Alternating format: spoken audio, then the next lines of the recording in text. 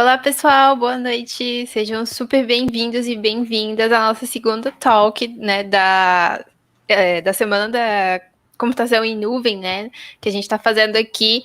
É uma iniciativa das comunidades Makers Code e Sysadminas. A gente está aqui hoje com a Marília, da Amazon. Boa noite, Marília. Super obrigada pela sua presença. A Marília já vai se apresentar, mas antes dela começar a talk dela, até pra gente conseguir também ver a galera chegando e se ajeitando por aí, a gente vai dar alguns avisos, tá? E também vai começar apresentando um pouquinho as comunidades, para quem ainda não conhece, não sabe quem é o Makers Code, o que é Sysadminas, enfim, o que a gente faz. Eu me chamo Bia. Eu sou voluntária nas duas comunidades, tanto no Makers Code quanto na Sysadminas. Já estou envolvida com elas aí há quase 2 anos. E são comunidades que fazem parte aí de muita coisa que eu faço no dia a dia. A Makers Code, que é a comunidade desse canal aqui que a gente está transmitindo, né, a live, né, e toda essa semana da computação em nuvem, é uma comunidade de tecnologia focada em engajar mulheres na área de tech, né? Então, a gente faz diversos eventos voltados para engajar mulheres na área de desenvolvimento, na área de data science, na área de infraestrutura. É uma comunidade bem abrangente, que pega aí bastante áreas, né, da tecnologia. E o Makers Code tem um blog no Dev2, e todo esse conteúdo, né, que está no nosso blog, ele é gerado por mulheres da comunidade, que estão sempre lá escrevendo sobre GitHub, sobre cloud, sobre, enfim, data science, sobre cultura ágil, sobre carreira também. Então, para quem quer aprender mais sobre isso, pode acessar o blog da Makers Code, lá tem bastante coisa sobre a gente, e sobre os nossos conteúdos técnicos e também não técnicos. E falando das Sysadminas, que também é uma outra comunidade que tem como objetivo engajar mulheres na área de tecnologia, só que mais focada na área de infraestrutura. Então, eu sou sysadmin no dia a dia, trabalho com suporte, com infraestrutura, e eu sei bem como é difícil a diferença, né, de mulheres nessa área. Quando a gente olha para a quantidade de homens e de mulheres na área de tecnologia, já é diferente, e na área de infraestrutura, ela é bem menor ainda. Então, nosso trabalho é até um pouco mais específico, a gente foca exatamente nesse público, porque a gente sabe que é importante engajar, é importante trazer mais mulheres para essa área, e a gente está aqui firme, inclusive com esse evento e com todos os outros que a gente faz, sempre trazendo mulheres para mostrar que tem sim muitas mulheres nessa área, e que todas as que estão aqui estão para ajudar e para suportar as outras que estão entrando. Então, se você quiser saber mais sobre a gente, pode olhar também o nosso Medium, lá a gente escreve sobre N coisas de infraestrutura, sobre diversas ferramentas, cloud, virtualização, enfim, redes, tem bastante coisa lá. Então, o nosso Medium está aqui na tela. E também a gente tem redes sociais, então Instagram, e tanto da Makers Code quanto da Sysadminas, é esse que está aqui na tela. Então, aproveitem, sigam a gente e conheçam um pouco mais do nosso trabalho, para quem não conhece, né? Aproveito também para pedir para quem está aqui, que não é inscrito no canal, para quem se inscreva aqui no canal da Makers Code, e também para deixar um like aí na live e compartilhar para quem ainda não está vendo, para a gente ter bastante gente aí aprendendo sobre a AWS hoje, com a Marília, pleníssima, está aqui com a gente. Eu queria falar rapidinho sobre antes da Marília se apresentar, sobre a iniciativa que ela ajudou a trazer também. Graças a ela, a gente vai ter 2 vouchers, né, de certificação da AWS para sortear hoje para as mulheres que estiverem presentes na live, que tiverem se inscrito, que estiverem se inscrito pelo Simpla, tá? Então, a gente já está aqui com a lista das inscritas, e para quem estiver lá inscrita, a gente vai fazer o sorteio desses 2 vouchers que a Marília conseguiu para a gente no final da live, tá? Marília, seja super bem-vinda e o palco é seu. Obrigada, Bia, obrigada. Oi, gente, tudo bem? Então, fiquem com a gente até o final, vamos ter o sorteio aí desses 2 vouchers para certificação AWS Cloud Practitioner, uma certificação do nível Foundation, para você começar a testar seus conhecimentos realmente sobre serviços core, entendimento da nuvem e dar passos mais largos, certo? Então, uma breve apresentação aqui, a gente vai passar para todo esse conteúdo da AWS. Gente, como ela disse, meu nome é Marília, eu estou na AWS há 2 anos e meio praticamente, tá? Comecei na AWS num programa de formação de arquitetos de solução, depois comecei a atender clientes, mais especificamente clientes da área de startups de educação, englobando alguns outros também de outras áreas, mas um foco mais específico nisso. Depois me uni à equipe de treinamento e certificação, que é onde eu estou hoje, por isso que eu estou aqui com vocês, onde eu entrego diversos cursos para diversos tipos de público e estou muito feliz de estar com vocês aqui hoje. O que nós vamos ver hoje? Nós vamos ter uma introdução à AWS, né? Introdução à nuvem da AWS. Então, nessa próxima horinha aqui, nós vamos ver as vantagens de trabalhar com a nuvem, né? Estou vendo de nuvem, tem que entender se eu tenho alguma vantagem de trabalhar com isso. Então, onde esses serviços moram, vamos percorrer alguns serviços core, certo? Entender sobre segurança, um pouquinho de automação, porque não sempre bem-vindo, né? De trabalhar com algo automatizado, serverless, precificação e as opções de suporte que temos disponíveis. Então, vamos lá? Começando aqui, então, a gente está vendo nuvem, mas o que é nuvem, né, gente? O que é esse cloud compute que tanto se fala? Já há um tempo, né? Já há uns 10 anos, mais ou menos. O que é isso? Gente, cloud computing é um termo, tá? Que seria para entrega de serviços de TI, recursos de TI, usando a internet como meio, sob demanda, no modelo que você paga somente pelo que utilizar. Tá? Então, vamos fazer uma analogia assim. Estou em casa. Pegou lá a luz. Acendeu, ótimo. Fez o que tem que fazer naquele cômodo. Vou lá, apago a luz. No que eu apaguei a luz, o que aconteceu?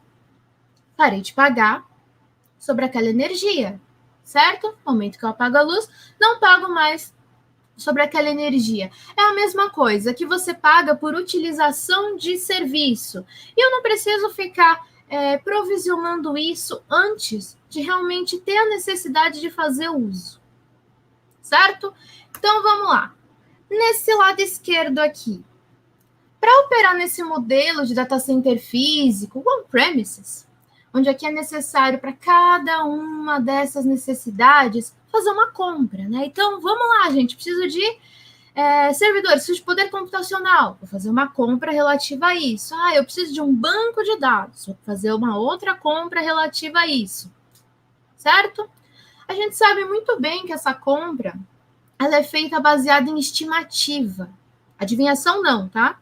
Estimativa, somos todas pessoas técnicas. Você não é técnico ainda, não é técnica ainda, não tem problema. A partir de agora seremos todas pessoas técnicas.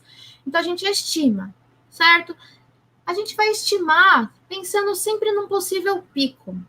Só que acontece, nem sempre a gente vai estar trabalhando no pico, tá? Então, nesse modelo aqui do lado direito, aderindo ao modelo de cloud compute, cada uma dessas necessidades que eu ainda vou ter, preciso delas para tocar minha empresa, tocar meu negócio, eu vou provisionar sob demanda. Ou seja, como eu já falei para vocês, no exato momento que eu precisar. Certo? Não preciso mais. O que eu faço? Joga fora. Quando você trabalha na nuvem, os recursos, eles são descartáveis, tá? Todos os recursos aqui são descartáveis. Quando você não precisa mais, você vai jogar fora, vai desprovisionar e não vai mais pagar nada referente a eles. Certo? E o melhor de tudo, eu faço isso pela internet e não sou mais babá de servidor. Como que isso funciona? A AWS, ela é proprietária, tá? Ela é responsável por manter toda aquela infraestrutura, um ambiente seguro. E você vai desfrutar dos serviços para desenvolver, fazer o deploy do que você quer, tá? Fazer o deploy de qualquer uma das suas aplicações.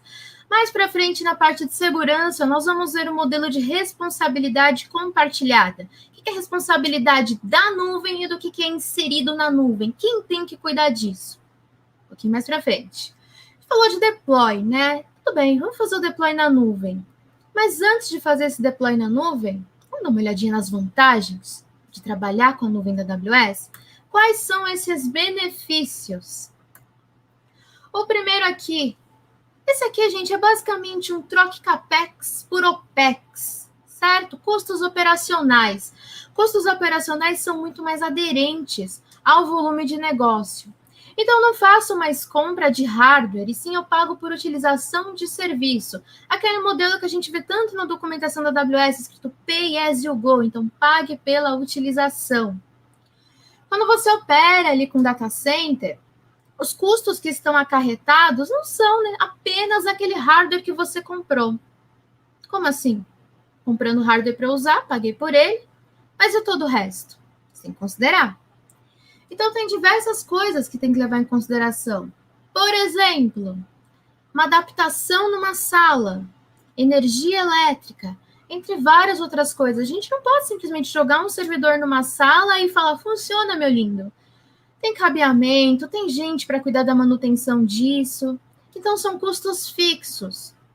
Eu não posso simplesmente ir lá e pensar, olha, eu tenho aqui esse servidor com 16 de CPU, 64 de RAM. Eu vejo que tem uma tal de instância C2. E essa instância C2 seria o poder computacional na nuvem ali da AWS. Vou ver quanto custa rodar 24/7 ela e vou ver quanto eu paguei nesse meu hardware.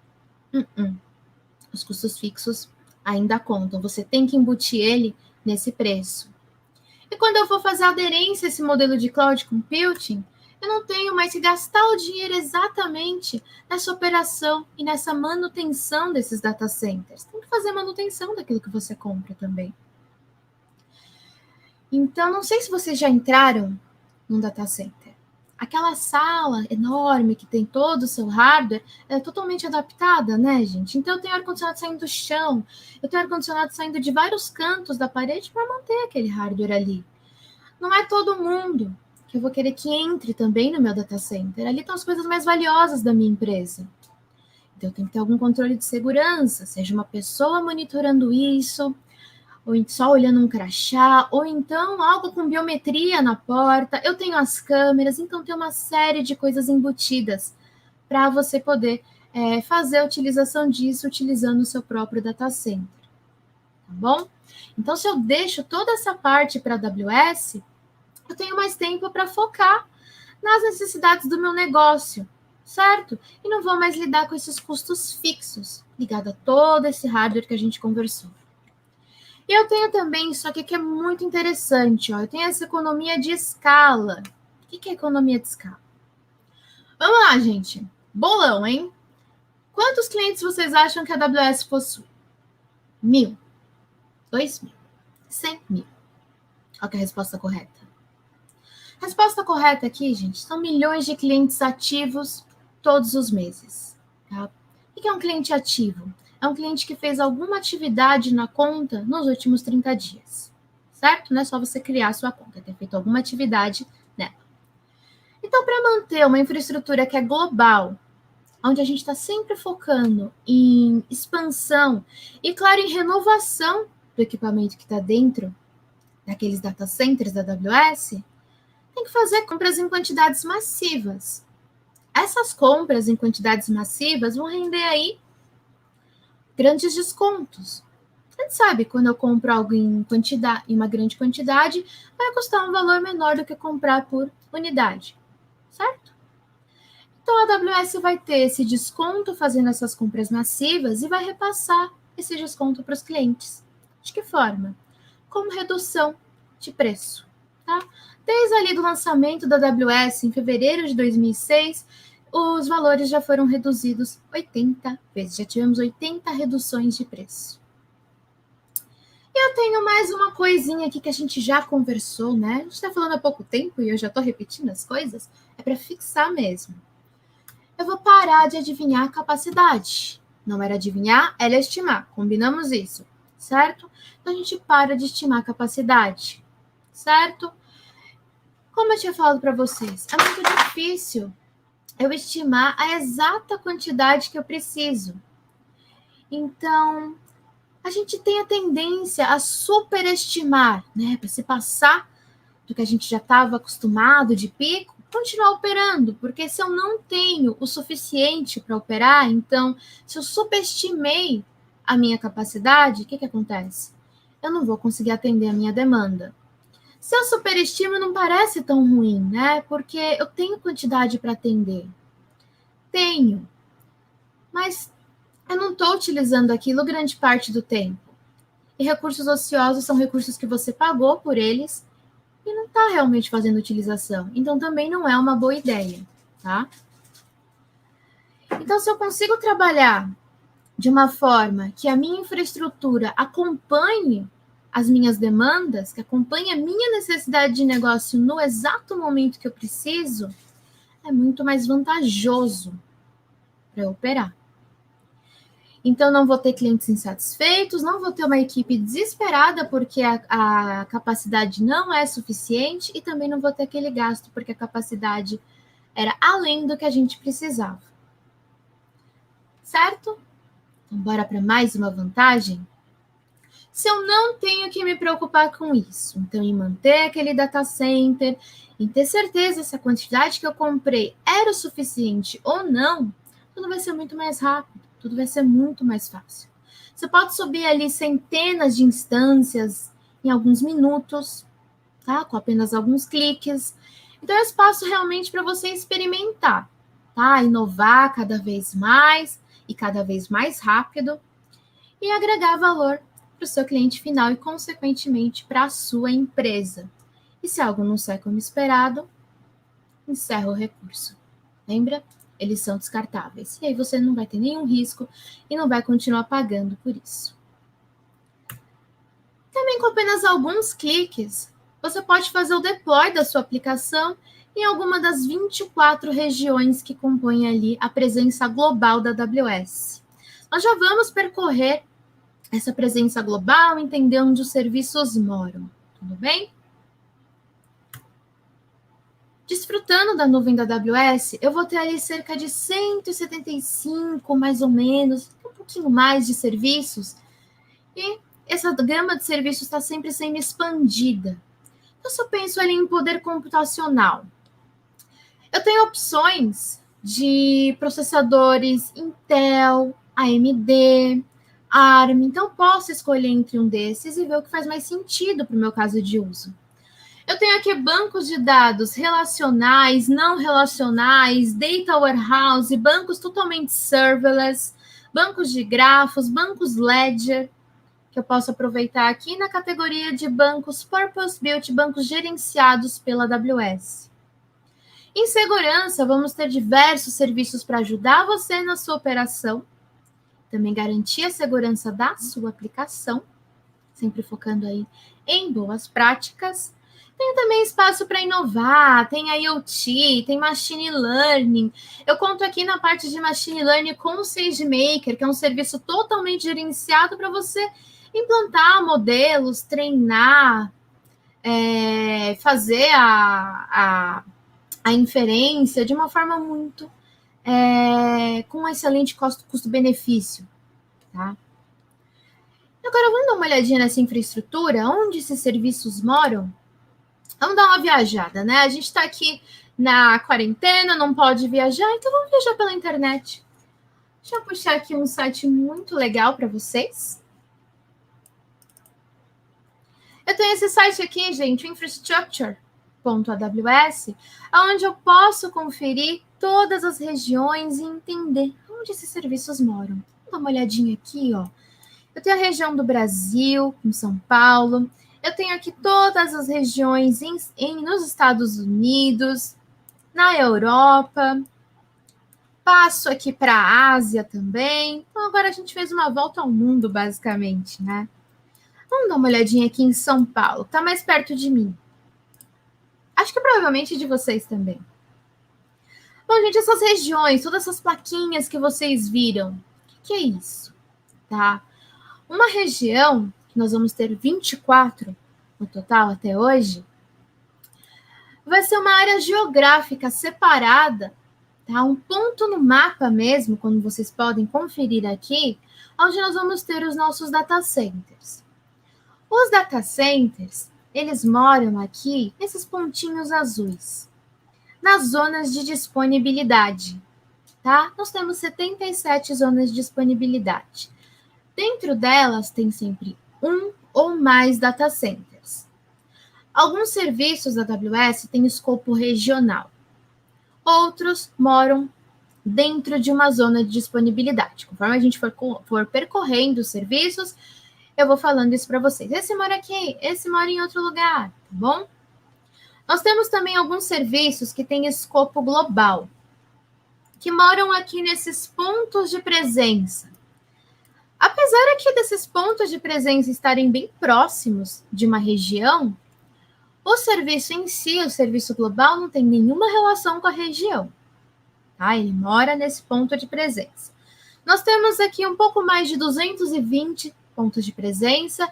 Os serviços que moram nesses pontos de presença são serviços como Route Shift Tree, que vai cuidar aí da resolução de DNS, tem também algumas opções de roteamento. Eu tenho os serviços de segurança, como, por exemplo, o Shield, que é para fazer mitigação de ataques DDoS, tanto na camada 3 e 4, rede de transporte, quanto na camada 7, aplicação, certo? E também aqui o CloudFront. O CloudFront é um serviço para você fazer armazenamento de cache para poder acelerar a entrega do conteúdo que vai estar ali cacheado em um ponto de presença, numa Edge Location ou numa Regional Edge Cache, certo? Que é o que compõe esses pontos de presença que nós estamos conferindo aqui.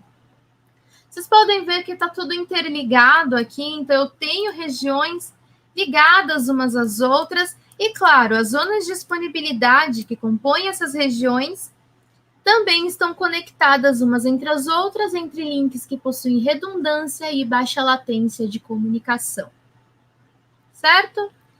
Então, agora a gente já sabe onde os serviços moram. Vamos voltar aqui para os nossos slides. E quais seriam os critérios que nós teríamos que pensar para escolher uma região? Então, temos 4 aqui. Governança de dados. Então, eu tenho que ver se existe alguma legislação que trata dessa parte de governança de dados. Se eu posso tirar um determinado dado do país, da onde eu estou, ou não. Latência, então, proximidade com os meus clientes. Onde eles estão? Eu quero trazer a melhor experiência possível para eles. Eu tento ficar o mais próximo possível deles. Disponibilidade de serviços, gente. Algumas regiões os serviços vão chegar antes do que chegariam nas outras. Se eu tenho necessidade de trabalhar de uma forma onde eu preciso sempre do que está mais fresquinho, das novidades mesmo, então tem regiões específicas onde elas chegam primeiro, como, por exemplo, Norte Virgínia. E tem aqui a questão do custo também. Cada serviço vai ter um determinado tipo de custo, certo? E, além disso, cada região vai ter uma precificação diferente para cada um dos serviços. Tem que levar isso em consideração também. Combinado? Para eu poder interagir com esses serviços, quais são as interfaces de gerenciamento da AWS? Como que eu interajo com eles? Pela console, que vai ter uma interface gráfica bem fácil de ser utilizada. Pela CLI, utilizando linha de comando, ou pela SDK, podendo trabalhar aqui com linguagens de programação como Python, Java, Ruby, Node, .NET, Go, entre outras. Então, escolha a forma que eu vou trabalhar e vamos começar a criar dentro desses serviços. Então, pensando aqui primeiramente em poder computacional, tá? Quero deixar minha aplicação disponível. Então, eu estou falando de EC2, certo? Então, lembra daquele lado esquerdo que a gente tinha que fazer uma compra para cada uma dessas necessidades baseado em estimativas? Usando a EC2, eu não vou ter mais que pensar nisso. Tá? Posso utilizar elas para tudo isso que está descrito aqui, entre outras coisas. Entre diversas outras coisas aqui. Então, o que a EC2 vai me prover? Ela vai me prover capacidade computacional redimensionável e segura na nuvem, onde você vai poder escolher qual a plataforma que você vai utilizar, sistema operacional, se ele vai ser um sistema que trabalha com licenciamento ou se é algo totalmente open source. Também tem outras coisas que eu vou pensar. Então, qual é o meu caso de uso? Para que eu preciso SC2? Perdão. SC2 eu vou utilizar para hospedar um blog. Então, talvez de uso geral. Usaria uma instância para uso geral. Essa instância é para um banco de dados que vai ter um consumo massivo de memória. Então, eu tenho instâncias próprias para isso. Tá? Preciso de GPU, passo aqui para as instâncias de computação acelerada. Então, para cada caso de uso, eu vou ter uma instância específica para isso. A finalidade dessa instância é determinada pela família na qual ela pertence, tá bom? E isso vai ser indicado por essa letrinha aqui que aparece no começo. Ó, memória, eu tenho R, eu tenho X, eu tenho Z. Uso geral, tenho T, tenho M, essas daqui que tem GPU, computação acelerada, P, G, F. Então, a letrinha é o caso de uso da instância, a família dela. Além disso, eu vou escolher qual é o tamanho dessa minha instância. Cada tamanho que a gente está conferindo aqui, ó, large, extra large, 2 extra large, vai estar influenciando diretamente a quantidade de vCPU, memória RAM, throughput de rede, entre outros atributos dessa instância, certo? Então, obviamente, uma 24 extra large vai ter esses atributos maiores do que eu teria aqui numa large, certo? Subindo aqui de large, extra large, toda essa escadinha que temos aqui, a gente está falando de escala vertical do meu poder computacional. Eu tenho escala horizontal e eu tenho escala vertical.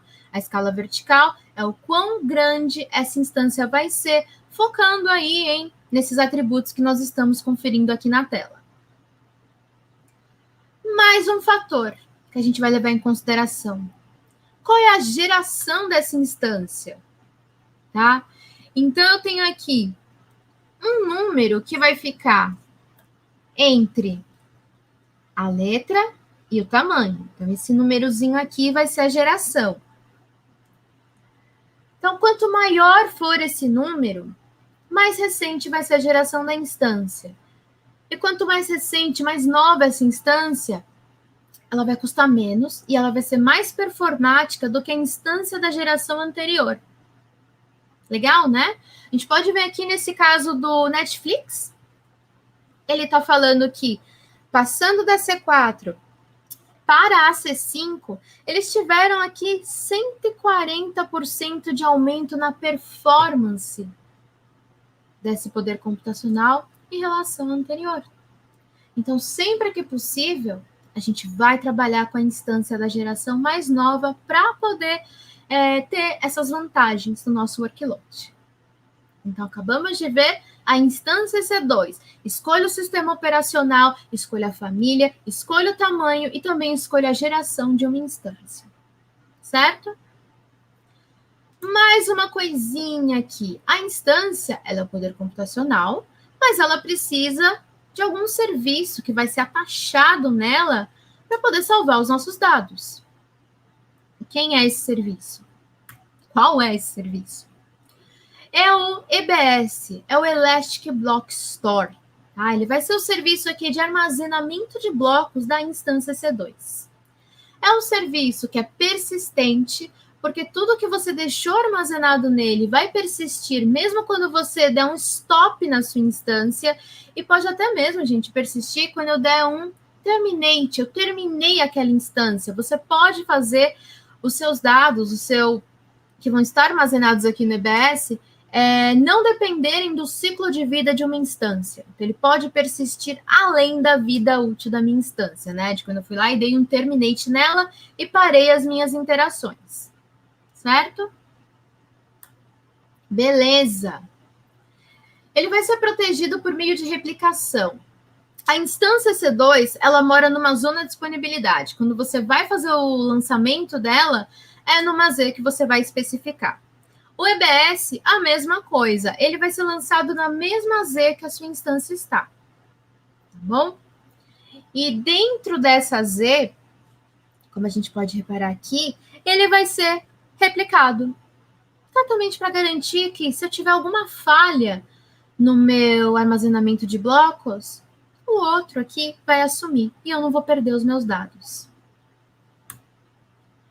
Eu tenho aqui cerca de 5 tipos de discos disponíveis, tá? Entre discos SSD e discos HDD. Eu vou trabalhar com discos SSD quando eu tiver com aplicações que o fator de dominância ali seja entrada e saída de dados, então IOPS, certo? No HDD, quando eu estiver trabalhando com throughput, certo? E também eu tenho um de excelente custo-benefício quando o meu acesso é infrequente. Focando aqui nos discos HDD, mais especificamente o Code HDD, o SC1. Você vai pagar aqui pelo tamanho que você provisionar do seu disco, certo? Então, você provisiona e vai pagar por isso. Pague pelo que utilizar. Você também pode tirar snapshots do seu disco, que vai ser um backup dele, vai ser uma foto com tudo que tem dentro do seu EBS. E você pode automatizar isso e ter snapshots de cada dia, aí depende do seu RPO e do seu RTO, certo? E aí esses snapshots adicionais vão ser incrementais, só com os blocos que foram alterados, no caso. Posso até, gente, copiar esse snapshot para uma outra região, se eu quiser, e lançar uma instância e atachar nele, tá? É possível fazer isso também. Tem a criptografia disponível também, tá? Então, essa criptografia ela vai ocorrer aqui do lado da EC2, que está associada a esse volume do EBS, e tanto os dados em trânsito quanto o que estiver armazenado dentro do EBS vão estar criptografados, certo? Legal, gente. Então, esse aí foi o armazenamento da EC2. Só que, e se eu preciso de um armazenamento que seja ilimitado? Tá? Então, virtualmente ilimitado. Estou toda hora fazendo algum processamento, quero disponibilizar isso em algum outro tipo de armazenamento que não seja esse aqui que é voltado a blocos. Eu vou para o S3. Eu vou partir aqui para o Simple Storage Service. Ele vai armazenar os seus dados como objetos dentro de um bucket. Então, você vai lá no S3, cria um bucket, define a região. Nesse caso, ele mora numa região na qual o seu bucket vai morar e começa a armazenar tudo que você precisa. Tá? A única coisa que a gente tem que ter em conta aqui, na verdade, o seu bucket tem que ter um nome único, global, tudo bem? O nome tem que ser único, global. E, além disso, os objetos que você for inserir no seu bucket tem que ter um tamanho máximo de 5 terabytes. Mas eu posso ter N objetos de 5 terabytes dentro de um bucket do S3. O S3, ele vai trabalhar aqui com esse monte de 9 que a gente está vendo. Então, eu tenho 11 9 de durabilidade. Por ele ser um serviço de escopo regional, ele vai fazer uma replicação do que você insere dentro dele ali em pelo menos 3 zonas de disponibilidade, para garantir essa durabilidade de 11 novos que nós estamos vendo aqui. Então, pensa assim, você foi lá e armazenou 10 milhões de objetos dentro do seu bucket do S3. Pode ser, tá? Pode ser que ocorra, não quer dizer que vai acontecer necessariamente. Pode ser que você perca cerca de um objeto a cada 10 mil anos, tá? É uma boa tradução desses 11 9 de durabilidade. Quando você cria um bucket do S3, ele vai ser privado por padrão, tá? Então, somente quem criou aquele bucket vai ter acesso a esse conteúdo. Se você quer liberar esse conteúdo para outros usuários, você que vai ter que ir lá e definir isso em políticas dentro do seu bucket, certo? Alguns casos de uso que nós temos aqui do S3. Então, eu posso armazenar o que eu quiser, com aquela limitação de 5 teras por objeto, mas o que eu quiser. Então, é um ótimo repositório para o meu backup? É. Interessante para o meu backup. Para eu colocar um site estático? Sim, tem como você armazenar um site estático. O S3 vai ser um host do seu site estático. Tem essa opção. Colocar um vídeo para ser compartilhado entre pessoas?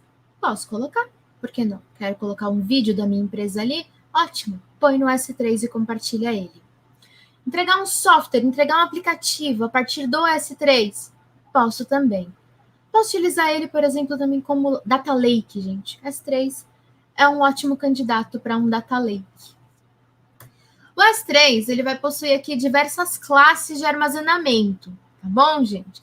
Apesar de cada uma dessas classes, elas terem, claro, preços diferentes para armazenamento e também para acesso dos meus objetos,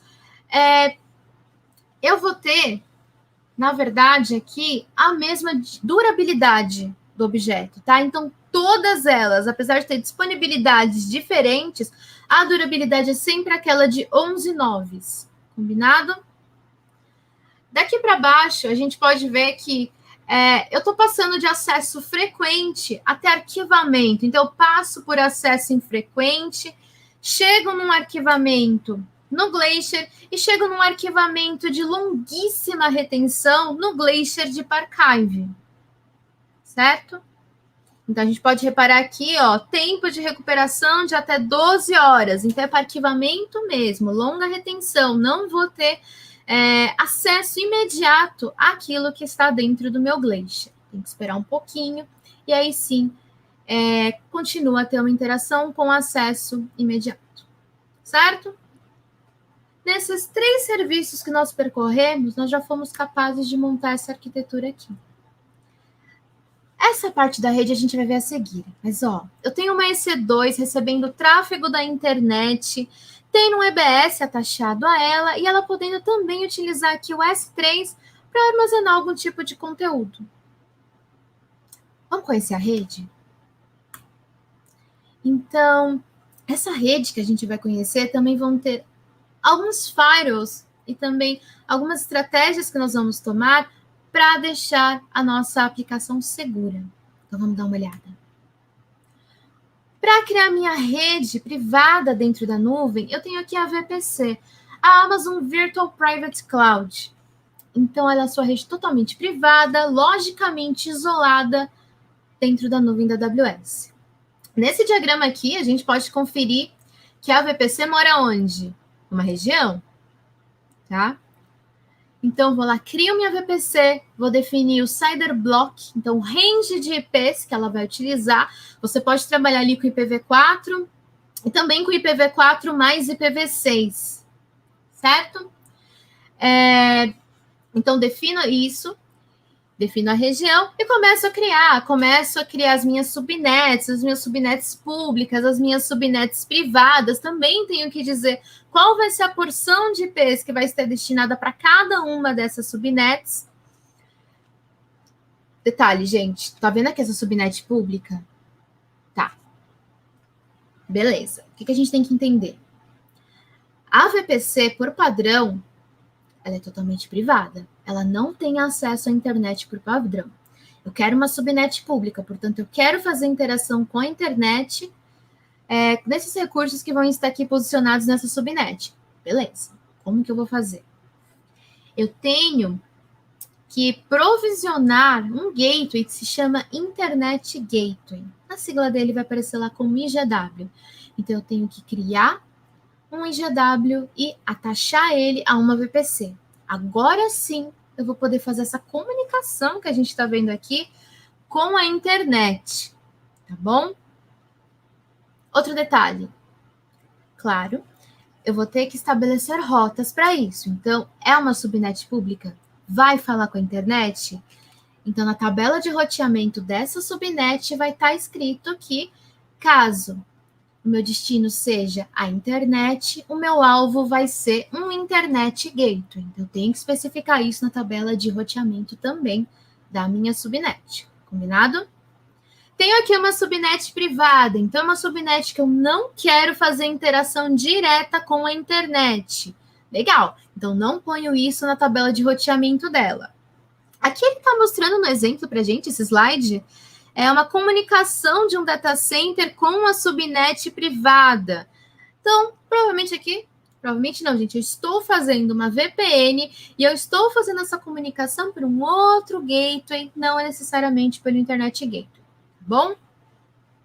Certo.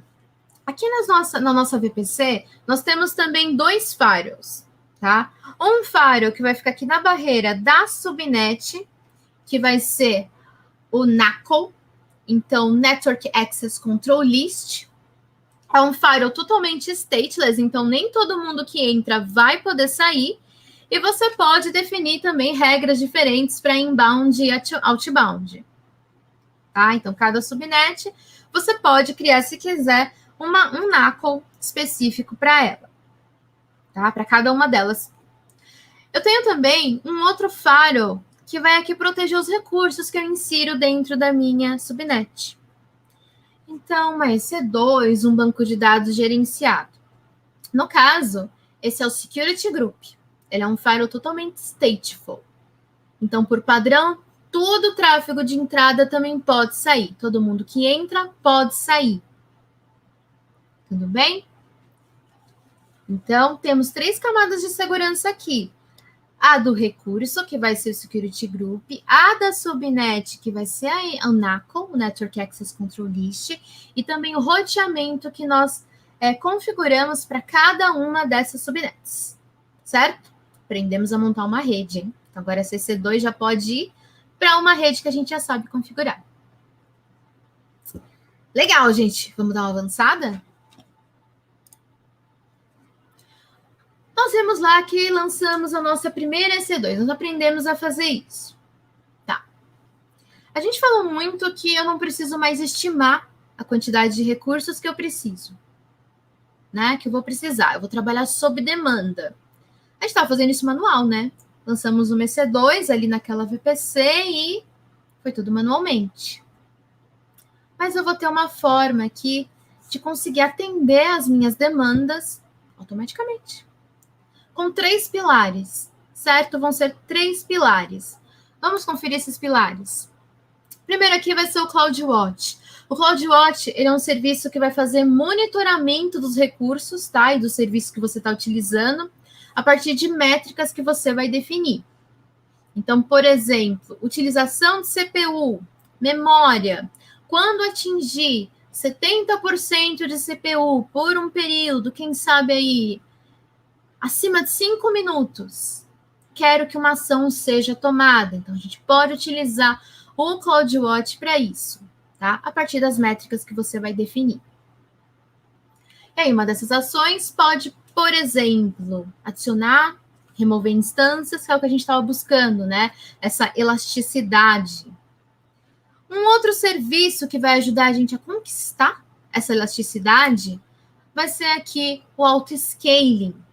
Então, para eu ter um número certo de instâncias, uma quantidade mínima, máxima e desejada ali no meu ambiente, é o auto-scaling que vai ajudar a gente nisso, tá? O mínimo, então, eu nunca quero que nesse meu ambiente tenha uma quantidade menor do que essa que você estipulou, tá? Então, a gente estipula lá, quero 2 instâncias, que é o que está aqui. Então, a certeza que eu vou ter aqui é, nunca vou ter menos de 2 instâncias, certo? O máximo, mesma coisa, só que vai ser o máximo que você quer que é de instâncias que possam ter nesse ambiente, tá? Então, baseado naquele monitoramento pelo CloudWatch, a gente vai adicionando e removendo instâncias entre esses 2 valores, entre o mínimo e o máximo que nós vamos estipular aqui. O que é esse desejado? O desejado é o número de instâncias que você quer que tenha no seu ambiente no momento que você faz a criação desse auto-scaling group que nós estamos vendo aqui. E aí, a partir do monitoramento, ele vai oscilar entre o mínimo e o máximo de acordo com a sua demanda, de acordo com as métricas que você estipulou. Certo? Tenho mais um serviço que vai ajudar a gente aqui nessa elasticidade. É o Load Balancer. O Load Balancer, ele vai ser, então, o terceiro pilar, tá? O que ele faz? Ele distribui o tráfego de entrada da minha aplicação entre os alvos que a gente vai estipular. Então, pode ser entre EC2, pode ser entre containers, pode ser entre IPs e até mesmo entre funções do Lambda, certo? Ele é um recurso totalmente serverless, totalmente gerenciado, que vai te ajudar realmente a assegurar alta disponibilidade no seu ambiente. Então, você coloca lá o seu load balancer, vai dizer em quais zonas de disponibilidade você quer que ele encaminhe o tráfego e também vai ter as suas instâncias entre essas zonas de disponibilidade. E aí, a partir das regras que você definiu no seu target group, ele vai fazer o encaminhamento do tráfego para cada uma daquelas instâncias entre aquelas zonas de disponibilidade. Então, se tem algum problema, como, por exemplo, uma instância não está respondendo, uma Z caiu, o load balancer vai conseguir entender isso e vai mandar o tráfego só para quem está saudável, só para quem está operando. Tá? A partir dessas verificações de integridade dele, aqui o health check dele. Posso trabalhar com SSL nele, certo? Através aqui do TLS. Posso também ter vários tipos de load balancers, tá, gente? Todos vão trabalhar aqui com TLS, todos, se você quiser, é claro, e todos aqui vão fazer essa distribuição entre as instâncias EC2, entre os alvos que você vai determinar. Então, o Load Balancer faz a distribuição do tráfego, CloudWatch, monitoramento dos seus recursos a partir das métricas, e o Auto-Scaling fica ali para adicionar e remover instâncias do seu ambiente. Essa é a tríade da escalabilidade. Combinado? Beleza. Vamos partir agora para a nossa camada de banco de dados. A gente vai falar de serviços gerenciados. Tá bom? Vamos falar aqui primeiramente do RDS, nosso serviço gerenciado para bancos relacionais. Então, eu posso trabalhar aqui com todos esses motores, todas essas engines dentro do RDS. Então, desde open source até algo que tem licenciamento. Ele faz aqui para a gente os patches automaticamente. A gente vai trabalhando com um banco de dados dentro da EC2. Você teria que fazer isso de forma manual. Posso fazer snapshot a qualquer momento que eu quiser. Posso trabalhar aqui com essas implantações multi-AZ, focando aqui em fazer failover, tá, gente? Então, eu estou trabalhando em duas AZs. Tem ali o meu primário e o meu standby na outra AZ. Se dá uma falha no meu primário, o RDS vai fazer um failover automático para a instância que está ali na outra AZ, como standby, e ela vai assumir ali todas as operações, tá? E tem uma vantagem de que a replicação dos dados da instância primária para standby é totalmente síncrona. Então, a gente pode contar com isso feito de forma automática. Certo? Não quero trabalhar com modelo relacional. Eu quero trabalhar aqui com modelo chave-valor, documentos. Vou aqui para o Dynamo, tá? O Dynamo, ao contrário do RDS, é um banco totalmente serverless e totalmente gerenciado. Tá? O RDS é gerenciado, mas ele não é serverless. Você escolhe qual é a DB instance que você vai utilizar para trabalhar com ele. Já no Dynamo, não, tá? A gente não trabalha com instâncias. Então, você provisiona com o throughput que você precisa e os indexes que vão fazer sentido com a sua aplicação, com o seu caso de uso. Certo? É muito performático, ele oferece ali uma latência tipicamente de 1 dígito de milissegundo. Se você precisar trabalhar com microsegundo, você trabalha no cache dele, que seria o DAX, e aumenta essa performance para microsegundos. O escopo do Dynamo é regional. Então, ele faz uma cópia das tabelas que você cria nele entre pelo menos ali 3 zonas de disponibilidade, certo? Legal. A gente tem outros bancos aqui com finalidades específicas. o Redshift para Data Warehouse, DocumentDB para documentos, compatível aqui com o MongoDB, o Neptune para grafos. Então, nós temos mais opções aqui, além dessas. Isso aqui é só para a gente dar uma pincelada mesmo. Certo. Vamos melhorar um pouco tudo isso que a gente está vendo? Vamos dar uma melhorada? Então, a gente viu as instâncias, viu a VPC, viu os bancos de dados, viu o armazenamento do S3. A gente está fazendo tudo manual ainda, né? Ah, mas a gente já fez aquela automatização realmente. Automatização é feio, né? Aquela automação para subir as instâncias. Mas e a minha infraestrutura? Toda vez que eu quiser criar uma VPC, eu tenho que ir lá dar um monte de clique. Se eu quiser replicar um ambiente, então eu tenho ali meu ambiente de testes, quero replicar o meu ambiente de dev. O que eu faço?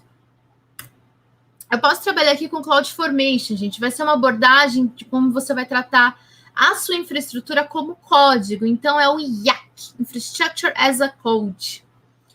No CloudFormation, a partir aqui de um template JSON ou YAML, você vai especificar tudo que você precisa dentro do seu ambiente, certo? Então, os recursos da sua VPC, as Network Access Control List, o Security Group, qual imagem da instância você vai utilizar, e vai subir isso como um template do CloudFormation. Então, pode ser diretamente do seu computador ou do S3.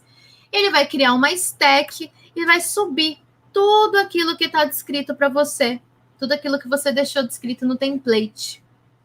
E você pode reutilizar esse template para os outros ambientes. Então, deixa ali todo mundo bem uniforme, né? Então, teste, dev, produção, todo mundo ali seguindo as mesmas especificações. E posso subir estruturas como essas, ambientes como esses, ó.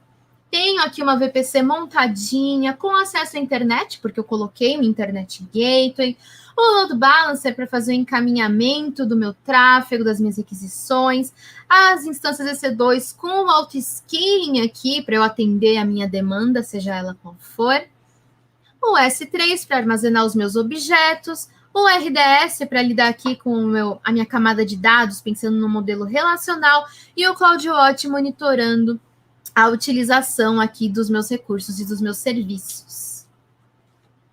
Então, facilita bastante, né? Certo, vamos facilitar ainda mais? Então, a gente vai falar agora um pouco de otimização, economia de tempo, muito interessante economizar tempo, dinheiro também, né? Mas tempo também conta. E vamos começar aqui com outro recurso totalmente serverless, o Lambda. O Lambda ele é o queridinho dos devs, os treinamentos que eu vou entregar. Quando eu falo Lambda, eu não consigo mais ver, né? Porque a gente está aqui entregando de casa, mas eu sempre imagino que eu tenho brilho nos olhos das pessoas, porque facilita bastante mesmo, gente. O Lambda é uma forma de você trabalhar aqui com poder computacional sem utilizar servidores. Então, ele é um serviço totalmente serverless, certo? Então, o que você vai se preocupar quando você está trabalhando com o Lambda? Você vai se preocupar aqui em ter um bom código, colocar o seu código no Lambda, em setar quais vão ser as condições que vão disparar esse código, que vão trigar essa sua função do Lambda, tá bom? E só isso. Posso também colocar ali a memória que eu quero para trabalhar com Lambda. Se eu deixo na padrão, eu vou trabalhar com 128 MB. E pronto. Posso trabalhar ali com Python, Java, Go, Node, entre outros. Vamos ver aqui um caso de utilização do Lambda? É bem simples, mas é muito comum. O que está acontecendo aqui? Eu tenho esse usuário, ele faz um upload de uma imagem para dentro de um bucket do S3. O que aconteceu aqui? Isso disparou um evento que foi lá e trigou um Lambda, tá? Esse Lambda foi lá e fez o processamento do que está descrito no código dele, muito provavelmente aqui um redimensionamento de imagem, então uma thumbnail, um tamanho para mobile, um tamanho para web, e disponibilizou aqui em outro bucket para alguém fazer o download, se quiser. Tá? Então, esse aqui é um exemplo simples de utilização do Lambda, porém muito corriqueiro. A gente está vendo aqui essa tal de role, de execução. O que é isso? A gente vai ver um pouquinho mais para frente, né, em uns minutinhos, na parte de segurança. Mas é basicamente o permissionamento para um serviço poder falar com o outro. Mas não só isso. Tudo bem? Vamos falar também aqui de um serviço. Gente, o nome dele mora numa região, tá? A casinha dele é uma região. Agora a gente vai falar de um serviço que a casinha dele não é uma região. A casinha dele é aqueles pontos de presença que nós vimos. Então, é um serviço do escopo global. É o CloudFront. Então, é uma CDN, tá? Um Content Delivery Network. Aqui é para melhorar realmente a sua performance de entrega de conteúdo estático. Pode ser utilizado para conteúdo dinâmico também, se você preferir. E ali ele vai morar ali naquelas Edge Locations ou Regional Edge Caches. Então, como que funciona? O CloudFront, ele vai garantir aqui que as solicitações desses usuários finais sejam atendidos por um ponto de presença mais próximo do usuário, visando aí diminuir a latência de entrega, tá? Dessa informação. Então, ele mantém aqui uma conexão persistente com a origem para poder recuperar esses arquivos o mais rápido possível. Bom? Então, meu usuário está aqui mais próximo desse ponto de presença, ele está aqui mais próximo da Europa do que dos Estados Unidos, e ele não tem realmente que fazer todo esse caminho até aqui as regiões dos Estados Unidos para obter o conteúdo que está dentro de um bucket do S3, que é um dos exemplos de origem, tá? Que você pode cachear, do verbo cachear, eu cachei, tu cacheia, ele cacheia. Conjuguei muito bem, né, gente? Aqui para dentro do seu CloudFront. Poderia ser uma instância C2, por exemplo, poderia ser até um on-premise, se eu quisesse. E aí eu garanto uma latência mais baixa para essa entrega. Tudo bem? Esse aqui foi o nosso CloudFront.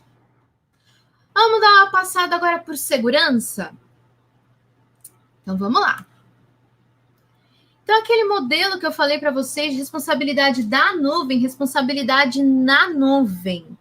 O que é isso?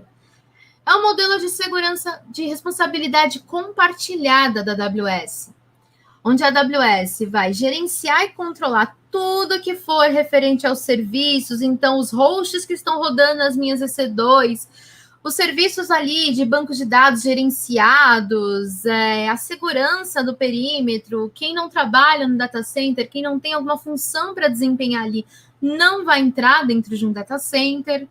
Então, tudo isso aqui é responsabilidade da AWS. Tudo que for responsabilidade da nuvem, é a AWS que vai cuidar. E o cliente? Tudo que insere na nuvem. Tá bom? Então, o controle de acesso aos recursos que você vai inserir na nuvem. Pensando em EC2, sistema operacional, fazer os patches do sistema operacional, instalar suas aplicações, responsabilidade de cliente, se inseriam na nuvem. Certo? Aqueles firewalls, então, security group, roteamento da sua VPC, se vai ter criptografia, se vai ter criptografia em trânsito, em descanso, tudo responsabilidade de cliente. Tá bom? Então, responsabilidade do que insere na nuvem. Dentre os serviços de segurança, esse daqui é um apanhado deles, tá bom? Nós temos aqui o IAM para fazer controle de gerenciamento de acessos. Então, quem vai poder fazer o quê dentro dos serviços da AWS? Nós temos aqui também o Inspector. Inspector é um serviço que vai ficar, como o nome dele já diz, inspecionando as vulnerabilidades existentes. Então, por exemplo, eu tenho uma instância C2 que está ali com o Security Group aberto na porta 22 para o mundo inteiro. Não é interessante isso? Eu tenho que pensar sempre em mínimo privilégio possível. Só vai ser possível acessar o que realmente for necessário. Então, ninguém precisa ter acesso a tudo, senão vai desempenhar uma tarefa que requeira ter acesso em tudo. Ele vai lá e vai dizer para você, olha, essa não é uma boa prática. Abra essa porta 22, esse SSH, nessa instância C2, somente para quem vai fazer uso disso. Eu tenho aqui também outro serviço, que é o Shield. O Shield é o serviço que eu falei para vocês lá, que mora nos pontos de presença também, certo? e cuida ali da mitigação dos ataques de DDoS. Então, tá um exemplinho aqui dele, bonitinho no nosso slide, tá? Então, todo mundo utiliza o Shield da modalidade standard dele, com essa mitigação de ataques na camada 3 e 4. Eu tenho também a modalidade avançada dele para mitigação em ataques na camada 7. Certo? Então, a casinha dele é um ponto de presença. Gente, mais uma coisinha de segurança aqui, e aí a gente abre para perguntas. Falar rapidamente para vocês sobre o IAM, que é o Serviço de Gerenciamento de Permissões. Então, eu crio minha conta da AWS, crio um usuário administrador, eu vou começar a criar os outros usuários. E ali eles vão ter permissões e negações, allows e denies, tá bom? E você vai deixar isso explícito nessas permissões. Quando eu tenho aqui vários usuários que têm o mesmo tipo de permissão, em vez de eu colocar em um por um, eu vou unir eles dentro de um grupo, tá? E é uma boa prática trabalhar dessa forma. Quando eu tenho ali serviço falando com serviço ou usuários temporários, por exemplo, eu vou contar aqui com a role. A role vai ter credenciais temporárias, tá? Usuários têm credenciais fixas para fazer interação com os serviços, quando vai trabalhar ali com CLI e SDK. As roles trabalham com credenciais temporárias para prover esse acesso e vai ser muito mais seguro eu trabalhar dessa forma, principalmente pensando aí em serviço, falando com serviço. Usuários têm muito mais permissões do que um serviço precisaria. Um usuário, por exemplo, que pode interagir com todos os serviços da AWS, mas eu tenho ali ele vai colocar as credenciais dele numa EC2. Aquela EC2 só precisava falar com a S3, ela não precisava ter toda aquela gama de permissões. Não é uma boa prática, tá? Tem que pensar sempre em mínimo privilégio possível, certo? Então vamos manter isso em mente. Aquela segurança da nuvem, né? A AWS simplesmente chegou e falou, gente, nós somos seguros? Não, tá? Nós temos aqui certificações que foram dadas por auditores externos para realmente garantir que tem aquela segurança. Então, a AWS atingiu um grande número dessas certificações aqui, que são internacionalmente reconhecidas, tá? Mostrando que é compliant nesses frameworks. Por exemplo, essa daqui, ó, 27017, é para segurança da nuvem. Essa outra aqui, privacidade da nuvem. Eu tenho também SOC 1, 2, 3. PCI, né, que é um padrão de segurança de dados para quem trabalha com cartão de crédito. Então, a gente tem essas certificações para realmente garantir que isso vai ser seguro para você utilizar. Essa infraestrutura é totalmente segura para você utilizar. Certo? Beleza, gente. Passeamos pelos serviços, vamos finalizar aqui na parte de precificação. Lembrando que eu já dei uma adiantada para vocês que cada serviço vai ter uma maneira diferente de ser cobrada e cada região também vai variar o preço de cada um dos serviços, certo? Mas qual que é a premissa aqui? Eu pago pelo que eu utilizo. E recursos ociosos, recursos que eu não estou utilizando, são meus inimigos, então eu vou descartar. Tenho economia sim se eu reservar. Então, tem ali, por exemplo, instâncias reservadas. Eu reservo uma utilização de 1 ou 3 anos e vou ter um desconto ao utilizar isso. Entre outras formas também de eu ter desconto com as EC2 e não necessariamente só com as EC2. Pague menos usando mais. S3, quanto mais você armazenar dentro dele, quanto mais gigas você tiver armazenado ali, menos você vai pagar pelo giga armazenado, tá? Já alguns serviços não vão possuir custo para utilização. Por exemplo, a VPC. Eu não tenho custo para utilizar a VPC. Eu tenho custo para os recursos que eu insiro dentro de uma VPC. Tá? O IAM, para criar aqui os meus usuários, grupos e roles. Não vou ter nenhum custo nisso. Só da utilização dos serviços que os meus usuários vão fazer. Tenho também aqui nível gratuito. Tá? Esse nível gratuito pode ser num período de 12 meses, pode ser para sempre com uma cota mensal, ou pode ser por alguns meses para você fazer algum tipo de teste, certo? Então, tem esse nível aqui também. Por exemplo, a instância T2 Micro, tenho 750 horas de poder computacional, durante os primeiros 12 meses de utilização da minha conta. Tá? Então, tenho 750 horas por mês nesses primeiros 12 meses. Posso estimar os meus custos? A gente falou que a gente estima, a gente não adivinha. Posso. Então, tem um novo workload, tem uma nova ideia de aplicação. Eu posso ir lá na Pricing Calculator e vou ali e coloco mais ou menos os recursos que eu vou utilizar. Eu vou ter uma estimativa para eu ter uma base do quanto iria custar essa utilização.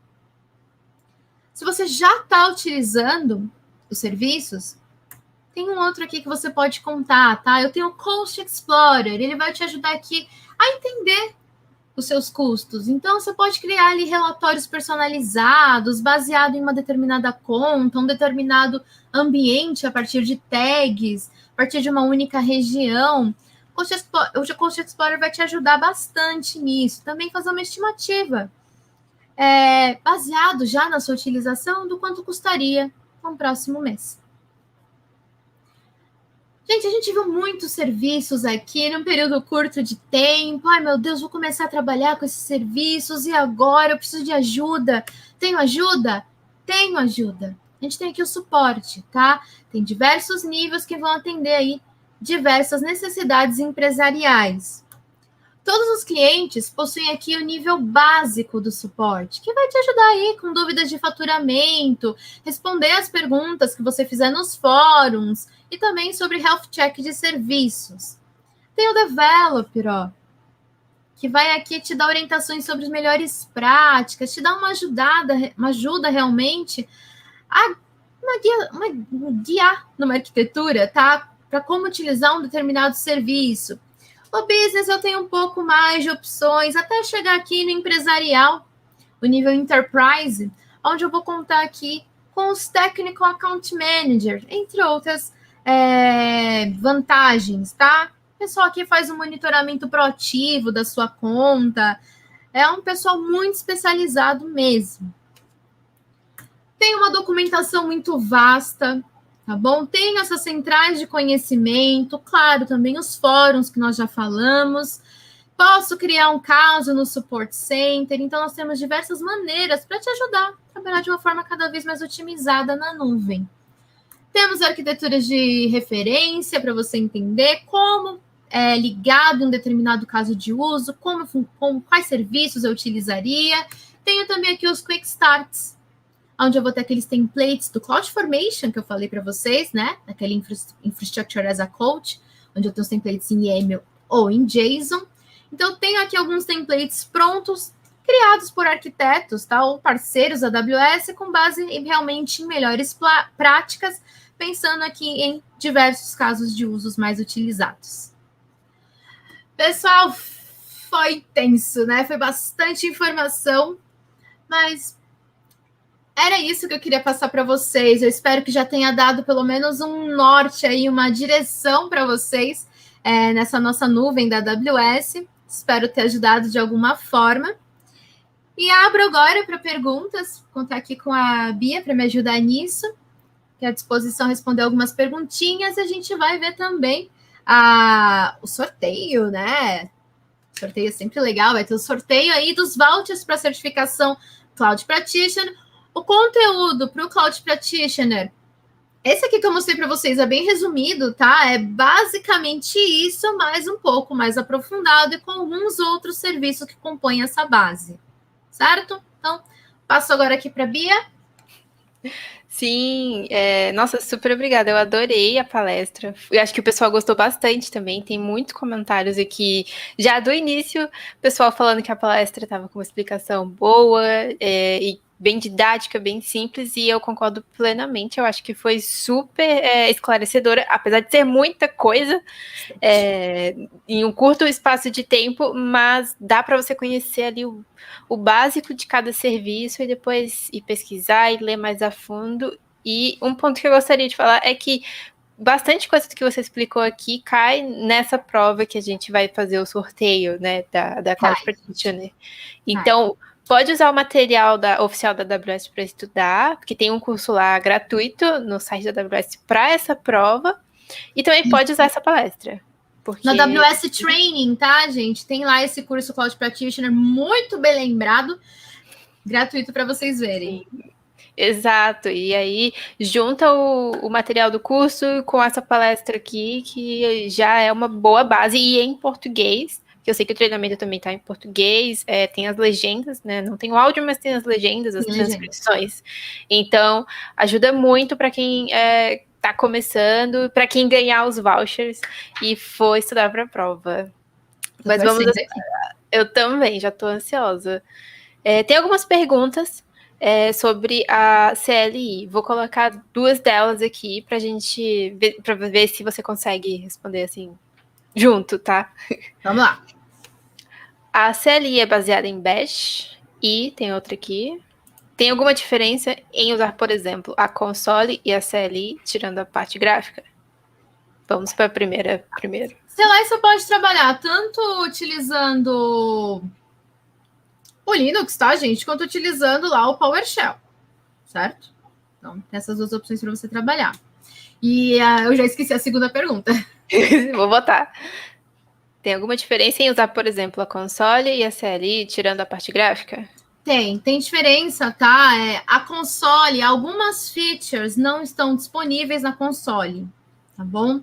Então, por exemplo, o que a gente viu ali, o IAM, a gente viu rapidamente, né? O serviço de permissionamento e gerenciamento ali das permissões dos usuários e aquelas roles. Aquelas roles, elas têm as credenciais temporárias. Então, visando ali o que vai gerar essas credenciais temporárias, é um outro serviço que está abaixo dos panos, se chama STS, Security Token Service. Ele não está disponível na console, por exemplo. Ele você só acessa pela CLI, tá? Ou ali por chamada de API, mas você não conseguiria pela console. Beleza. Galera, se estiverem entendendo, coloca aí nos comentários, beleza? Entendi, obrigado, tá bom? Tem mais uma aqui perguntando se existe tierização, movimentação de dados, entre discos lentos e rápidos no EBS? Não, tá? No EBS, não. No EBS, cada um tem o seu caso de uso, né? Eu tenho para dados infrequentes, que seria o code na modalidade do HDD, e os acessos frequentes ali no HDD, eu também tenho Throughput Optimizer, dos SSDs eu tenho General Purpose 2 gerações, IOPS Provision 2 gerações. Nesse caso, não tem movimentação. Onde teria movimentação? Se eu trabalhasse com um File System, tá? Um EFS, um Elastic File System, um FSX, que seria um File System para Windows. Aí sim eu poderia ter acessos frequentes e infrequentes em um único serviço, né? No caso. Beleza. Pensando aí em blocos mesmo. Tá. Acho que respondeu. Tem mais uma, que é a pergunta da Anaísa. Ela tá falando, na verdade, para comentar mais sobre o modelo de responsabilidade compartilhada e as soluções também de segurança da nuvem da AWS por token. Da nuvem da AWS por token. Tá, nós temos ali a parte de permissionamento, né? Então, eu posso, por exemplo, fazer ali um single sign-on utilizando um SAML, fazendo uma SAML assertion. Vou ter os tokens ali pelo STS por baixo dos panos. Posso fazer também, utilizar ali um AD para fazer isso. Basicamente, seria ali tudo por role e tudo pelo STS trabalhando junto, tá? Tendo ali o que a gente chama de Trusted Entities. Então, eu tenho alguém que eu confio para poder fazer esse acesso. Eu digo ali quem é, e aí essa pessoa não, né, gente? Esse serviço, pode ser a pessoa também, vai poder fazer esse acesso através dessa troca de tokens por realmente essa relação de confiança. Tá? Esse modelo de responsabilidade compartilhada, gente, eu achei realmente que a melhor forma de entender é da nuvem. Então, manter o EC2 funcionando. Como que o cliente faria isso? Não tem como. Então, a AWS tem que fazer isso. Manter ali o Dynamo. Então, deixar eu provisionar o throughput no Dynamo. É a AWS que tem que deixar eu fazer isso. Mas tudo que eu inserir nessa tabela, quem vai ter acesso a ela? É responsabilidade cliente. Então, eu insiro na nuvem, eu tenho que cuidar disso. Na EC2, sistema operacional, vou cuidar dos patches, vou cuidar, por exemplo, quero instalar um banco de dados, vou cuidar do banco de dados e instalar, vou cuidar dos patches de segurança desse banco de dados, entre qualquer outra coisa que eu for instalar ali dentro. Tudo bem? Então, é basicamente o da nuvem e o na nuvem é a responsabilidade cliente. E eu queria até complementar que isso também tem bastante relação com alguns modelos de SaaS, PaaS, IaaS, entender um pouco do tipo o que é cada um, ajuda também a entender um pouco do modelo de responsabilidade compartilhada da Amazon. A gente falou disso ontem, na palestra de ontem, de conceitos básicos de cloud, então acho que juntar isso com o desenho lá que você mostrou do modelo de responsabilidade compartilhada ajuda bastante a entender até onde é a responsabilidade do cliente, até onde é a responsabilidade da AWS, de acordo com os serviços. Tipicamente, serviços gerenciados, o cliente tem menos responsabilidade, porque a AWS que vai cuidar da manutenção, pensando aí em os patches realmente, ou fazer os minor upgrades do serviço. Então, quanto mais gerenciado, menos responsabilidades eu tenho. Tá? A gente pode pensar nisso também. Sim. A Anaísa está aqui agradecendo, dizendo que foi muito esclarecedora a palestra, acho que a sua explicação também da dúvida dela. Vou colocar só mais uma pergunta, gente, para a gente também não extrapolar muito tempo, tá? Que é a da Clara. A Clara está perguntando como as informações se comunicam entre as 77 zonas da infraestrutura. Isso depende da forma que você vai arquitetar. Se você arquitetou numa estratégia multi-região, então ele vai utilizar ali alguma fibra da AWS, tá? Tem fibras aí pelo oceano conectando aí a todas as regiões. Então, se você falou, vai ter essa cross-region, esse tipo de estratégia, então ele vai usar essa fibra e vai se comunicar com a outra região da maneira que você estipulou. Nunca vai haver comunicação entre todas ali as 77 zonas, entre todas as regiões, se você não fizer explicitamente algo que permita isso, tá? Isso tem que ficar bem claro, senão isso não vai acontecer. Beleza. Bom, acho que é isso, assim, né? De dúvidas, perguntas, a gente conseguiu responder, acho que a maioria. No geral, tem muitos agradecimentos, muitos parabéns pela sua palestra. Acho que todo mundo gostou bastante. Eu adorei. É um tema super bacana. Eu acho que a AWS é um dos provedores que está aí super utilizados, né, no mercado, então é de interesse de todo mundo mesmo aprender, conhecer mais. E essa palestra vai ficar gravada, tá? Então, se você tem alguma pessoa que não conseguiu assistir ao vivo, não conseguiu participar, não tem problema. Se você for estudar sobre a AWS depois e quiser voltar aqui, o conteúdo vai ficar aqui, você pode rever quando quiser, tá bom? Gente, foi um prazer, tá? Espero ter ajudado.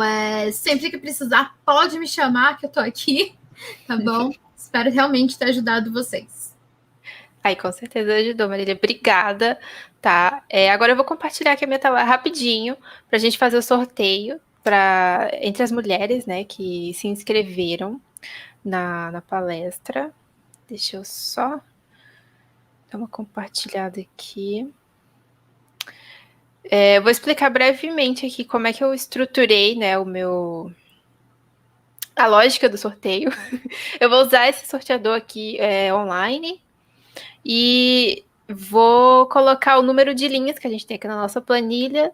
A gente tem 308 linhas com conteúdo, então cada linha é referente a uma pessoa, a uma mulher que se inscreveu.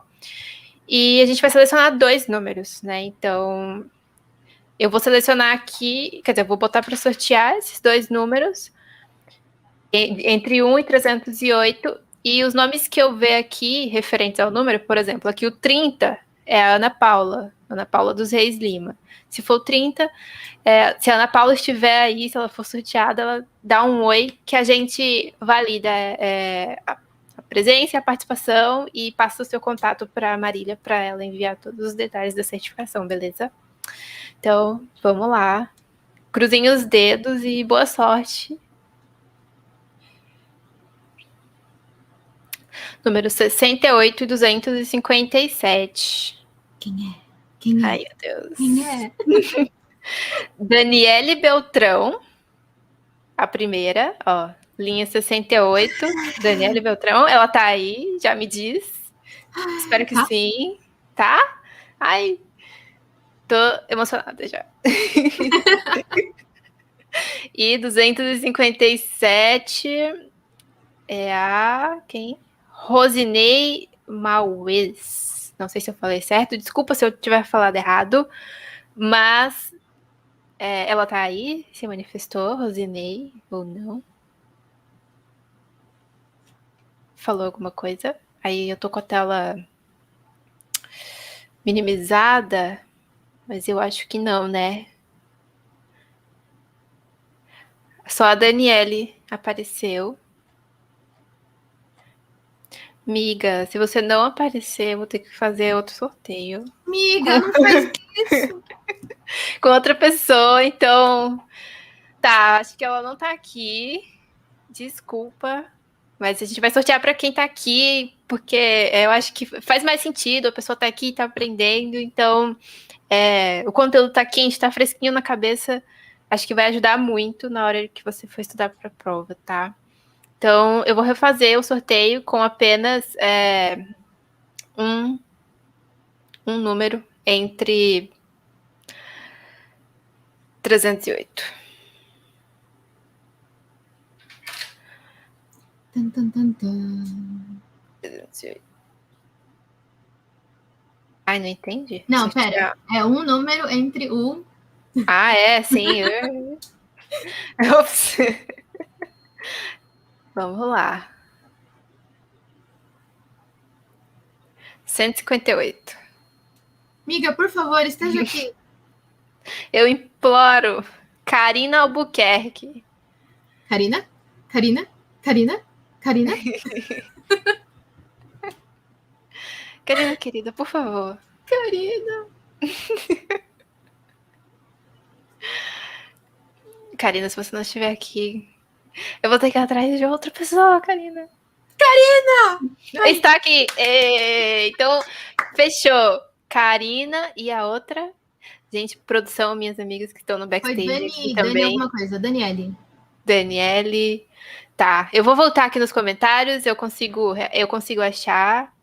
Foi a Karina Albuquerque e a Daniele. Acho que foi o número 68, o outro. 68, vou lembrar, tá? Então, deixa eu parar de compartilhar aqui a minha tela. Vou te passar os contatos delas, elas colocaram os e-mails na inscrição, tá? Uhum. Então, vou passar. Meninas, espero que vocês tenham colocado o e-mail certo de vocês. Acho que colocaram. Por favor, tá tudo gente. certo. Vocês ganharam um voucher para essa certificação e essa certificação ela é em dólar. Então é super importante ganhar assim e aproveitar uma oportunidade porque tá caro o dólar, a gente sabe que não tá fácil, então é um super investimento aí na carreira de vocês, tá? Muito, muito obrigada. Beleza, eu que agradeço a oportunidade, sempre que tem esses tipos de eventos, né? A gente realmente precisa incentivar mais mulheres na tecnologia. A presença feminina vai aumentando pouco a pouco, mas a gente sabe que ainda não tá igual. Uma hora chega lá, a gente tá todo mundo junto, a gente vai ser mais forte porque tá todo mundo junta e bora se certificar, gente. Muito obrigada aí pela presença de todos. Muito obrigada, Bia, novamente. Sim, exatamente. Isso que você falou é super importante, né? É até legal da gente ressaltar que a gente está aqui fazendo um evento aberto para todo mundo, para todas as pessoas na internet, porque a gente acredita que é super importante todo mundo aprender, com certeza, mas a gente sempre vai focar cada vez mais em dar alguns caminhos aí para as mulheres, focados em mulheres, para justamente diminuir esse déficit que a gente tem na área e aos poucos tornar cada vez mais diversa a área de tecnologia como um todo, porque a gente sabe que tem muito benefício não só para as pessoas em si, mas para o mercado de trabalho, para as empresas. Então a gente acredita muito nisso. Eu agradeço demais a participação de todo mundo que está aqui e qualquer dúvida podem deixar aí depois nos comentários. Se tiverem alguma dúvida específica sobre a AWS, acho que podem procurar a Marília. Ela com certeza acho que vai querer ajudar vocês. E é isso, gente. Muito obrigada, tá? A gente, obrigada. Tchau, tchau.